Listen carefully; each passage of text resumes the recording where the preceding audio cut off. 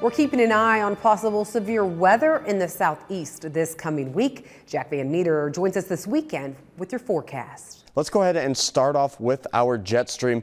It's going to be fairly dynamic, especially going into this week. First off, we're going to start off with colder temperatures and actually a chance of snow and maybe some rain for parts of the East Coast. Take a look at Maine there. As we can see, some of the heights there really starting to fall off of that trough. But actually, for much of the country, going to actually be dealing with some fairly warm conditions going into next week. We do have some weak ridging in portions of Texas, but we're really going to be watching for is a low moving through, and what that's going to do is intensify a trough. And actually, we're going to be talking about severe weather. Here's that low really starting to move through the country, really digging down in portions of the panhandles of both Texas and Oklahoma there. But watch this, watch how it deepens and starts to intensify going into Tuesday and actually in portions of Wednesday as well. And actually, for folks in the deep south, we are going to be watching for that severe weather potential. Here you are right now. So this is what the Storm Prediction Center just put out. Again, it's kind of unusual to be seeing this far out from them. But again,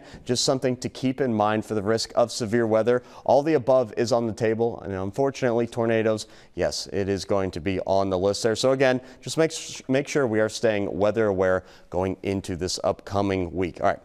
Let's go ahead and talk about our temperatures. Fairly warm for the Gulf Coast states, as we could see for portions of Texas going off into Mississippi and actually New Orleans getting in on the warm action there. And actually, not going to be just the south there, going all the way up to Minnesota, fairly warm. Again, above average, a very fluctuating pattern, if you will, going into March. And then finally ending with our precipitation totals.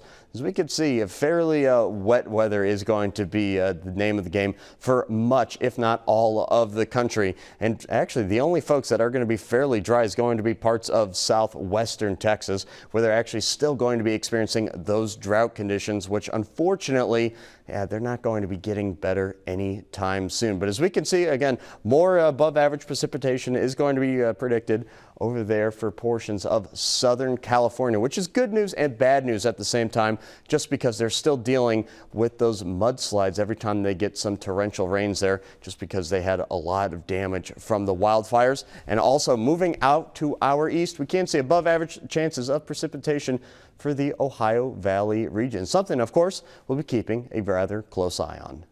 Well, USDA's Ag Outlook Forum this week catching the corn market by surprise. We will tell you why.